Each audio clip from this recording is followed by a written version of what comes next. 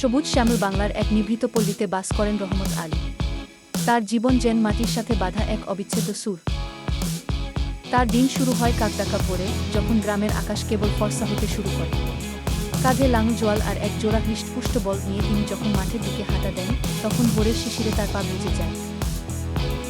রহমত আলীর কাছে তার জমি কেবল একখণ্ড মাটি না, এটি তার প্রাণস্পন্দন, তার পরিবারের স্বপ্ন আর জীবিকার মূল উৎস। প্রতিটি বীজ বপনে তিনি দেখেন নতুন জীবনের সম্ভাবনা, প্রতিটি ফসলে খুঁজে পান আগামীর আলো।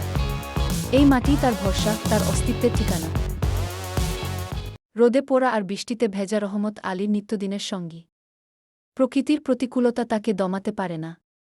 জ্যৈষ্ঠের তপ্ত দুপুরে যখন মাটি ফেটে চৌচির হয়, তখনও তিনি পরম মমতায় জমিতে জলসেচ দেন, প্রাণের সঞ্চার করেন। আবার শ্রাবণের অঝোর ধারায় যখন চারিদিক প্লাবিত হয়, তখন বুক সমান জলে দাঁড়িয়ে ধানের চারা রোপণ করেন। তার কপালে জমে থাকা ঘামের প্রতিটি ফোঁটা যেন মাটির উর্বরতা বাড়িয়ে দেয়, ফসলের সম্ভাবনা জাগিয়ে তোলে। এই মাটিই তার জীবন, তার পরিবারের ভরসা। রহমত আলী বলেন, মাটি আমাগো মা। এই মাটিতে আমি যা ফলাই, হেইডাই আমার পোলাপানের মুখে অন্ন তুলে দেয়।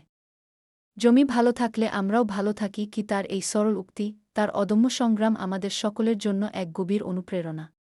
তো গাইজ, আপনারা সবাই ভালো থাকবেন। দেখা হবে আবার নতুন একটা ভিডিও নিয়ে। সবাই আমার চ্যানেলটি সাবস্ক্রাইব করে দিন।